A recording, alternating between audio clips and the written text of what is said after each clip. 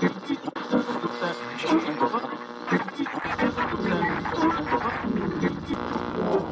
guys, and welcome back to the channel.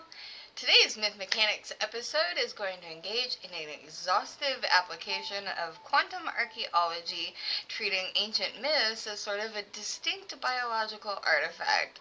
When we look back through the strata of time to identify specific moments where the human brain rewired itself to accommodate higher levels of social complexity, we see the fossilized software code of human cognitive evolution. The structure of Greek mythology, specifically its evolution from the primitive to the highly organized Olympian Pantheon, provides a pristine dataset for this analysis. So we'll examine these stories to find the quantum clues, or the evidence of the biological mechanisms that allowed humanity to transition from small reactive tribes into large stable civilizations, as the developing complexity of the myth serves as direct evidence of the developing complexity of the human neural network. So we'll begin by examining the sheer density of the Greek system. Early human history displays a tendency towards animism, or simple localized folklore. And these early systems involve spirits attached to specific trees, rivers, or rocks, often lacking distinct personalities or interconnected relationships.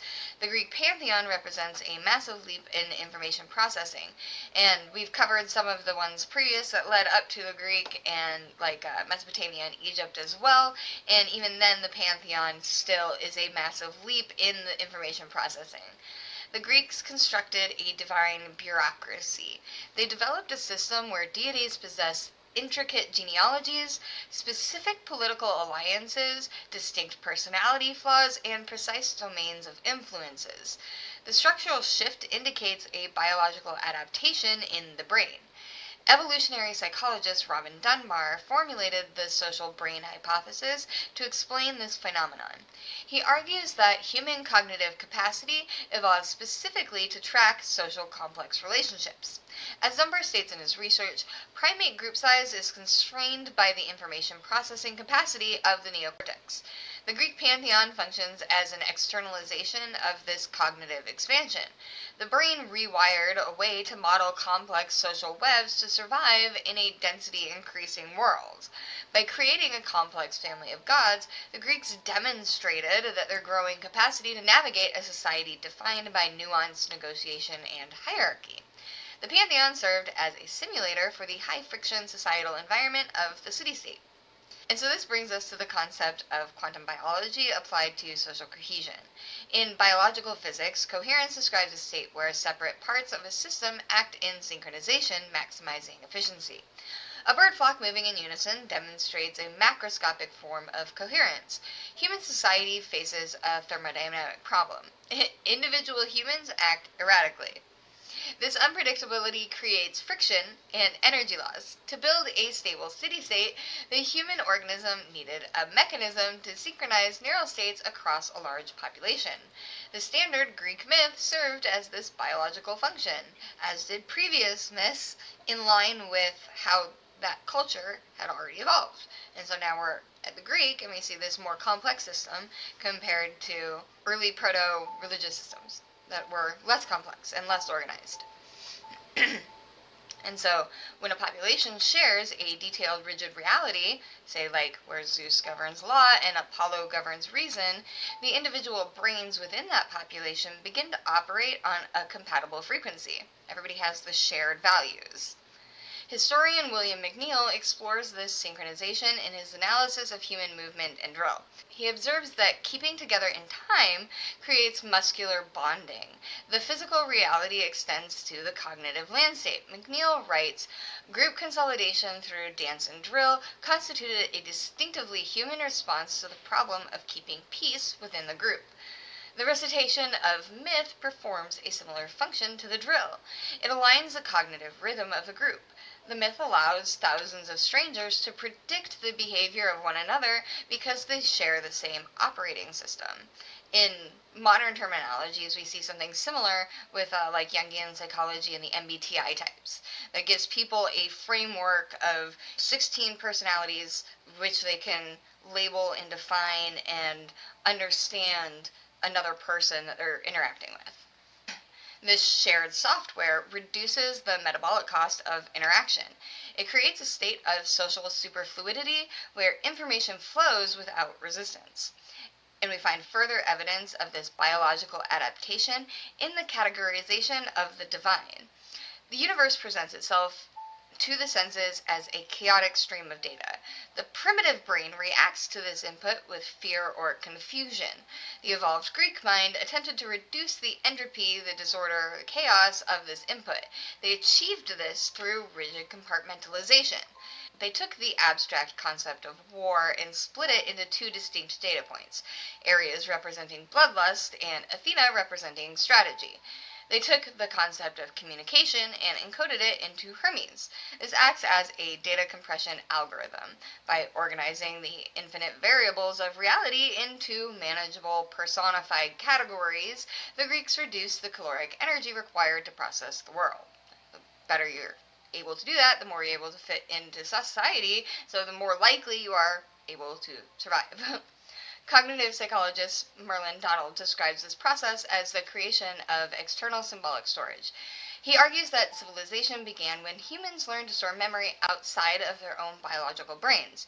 He states the externalization of memory altered the actual architecture of the human cognitive system. The pantheon functions as the external hard drive. By storing the rules of nature and society within the characters of the gods, the Greeks freed up their own neural processing power.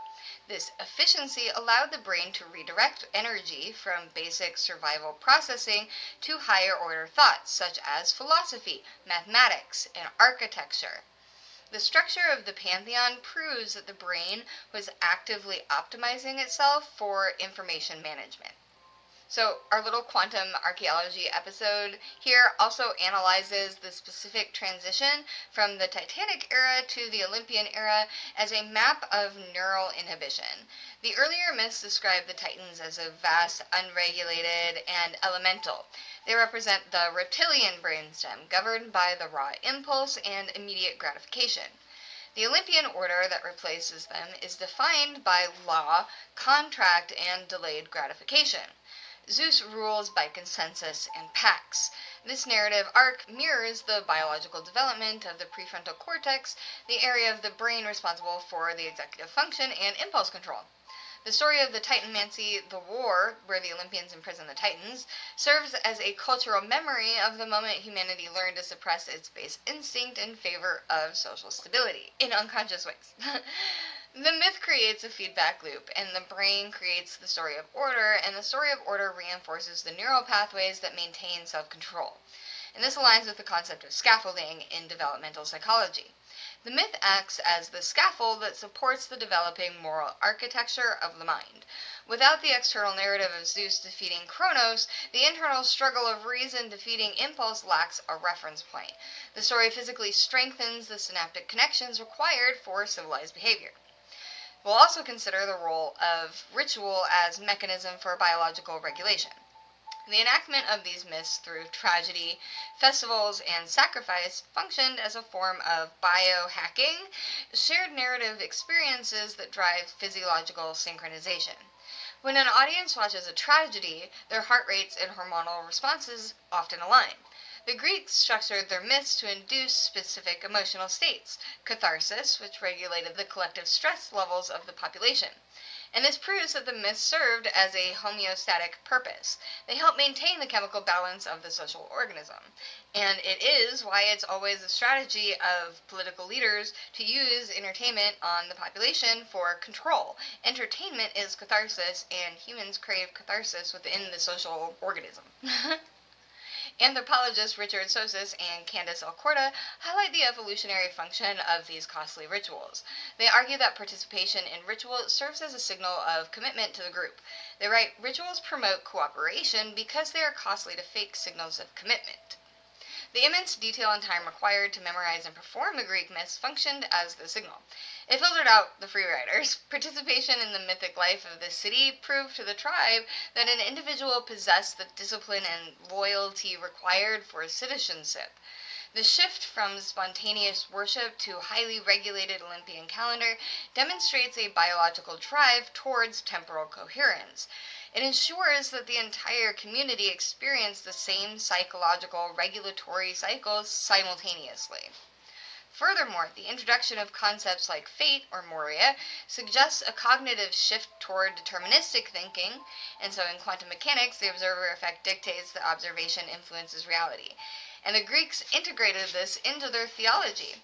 They placed even the gods subordinate to fate.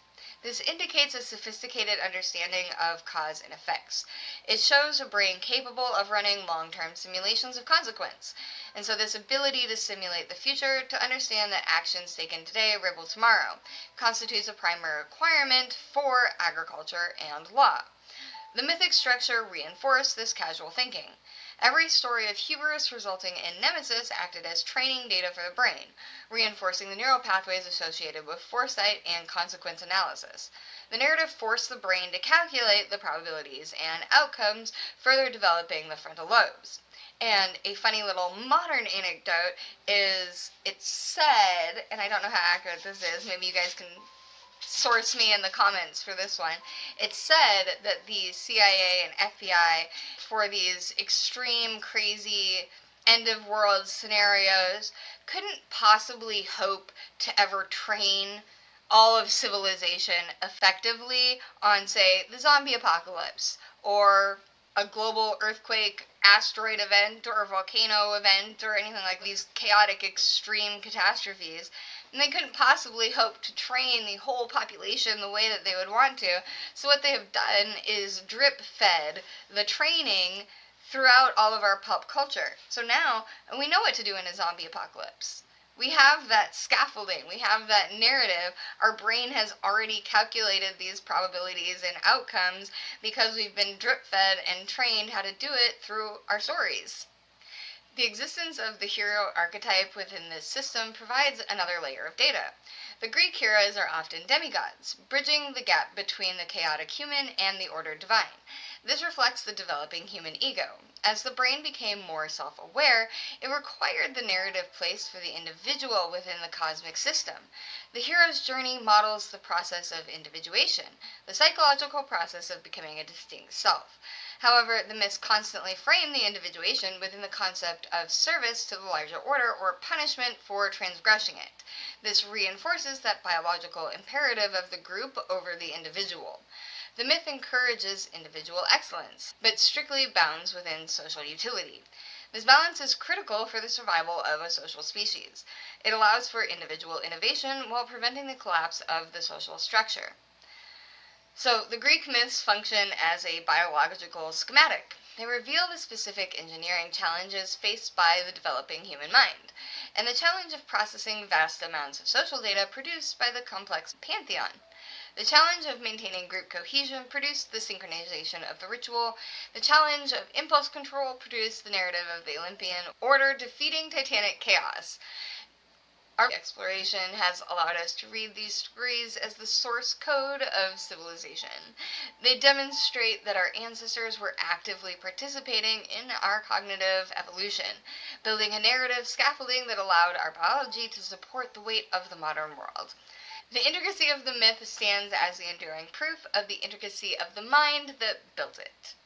And that will be all for this episode today. Thank you so much for being here and watching this. Don't forget to like, subscribe, and comment like the winners that you are. And I will see you next time. Bye.